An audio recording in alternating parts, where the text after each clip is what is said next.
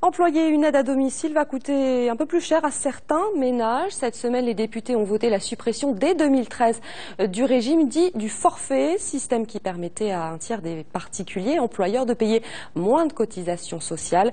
Une mesure qui en tout cas n'est pas sans conséquences. Reportage en Eure-et-Loire de Myriam Metaoui et Pascal Franco.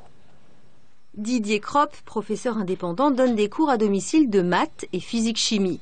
Les familles le paient en chèque emploi-service. L'heure de cours coûte 38 € plus 6,60 € de charge, soit un total de 44,60 €. Avec la nouvelle disposition, ils devront payer les charges sur salaire réel, soit 32 € au lieu de 6,60 €. L'heure de cours coûtera donc 70 €. Beaucoup de familles vont me dire, non, ok, vos cours, ils sont bien, ils sont très bien, mais on peut pas.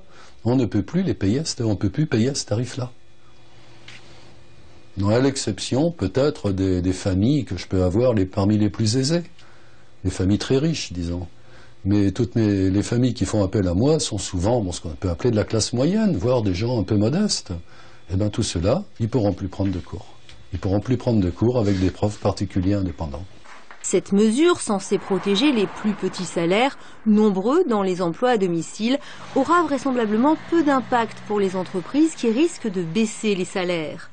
Ce professeur a monté un collectif. Il pense que d'autres solutions sont possibles. L'alternative à laquelle nous avons pensé, ce serait de garder la base dite forfaitaire, mais de l'augmenter. Par exemple, de la doubler. C'est-à-dire que les familles paierait 2 fois 6,60 égale 13,20 € de charge au forfait sur le salaire. On peut faire accepter aux familles, on peut arriver à se débrouiller si notre heure de cours elle augmente, on va dire, de 6,60 € ou de 7 €. On peut discuter, on peut baisser un petit peu, on peut discuter. Mais si notre heure de cours elle augmente de 25 €, on est mort, on explose en vol. Cela permettrait aux plus faibles revenus une meilleure couverture sociale, aux particuliers de continuer d'employer des salariés et éviterait d'inciter le travail au noir. Malheureuse conséquence que nos voisins espagnols ont déjà expérimentée.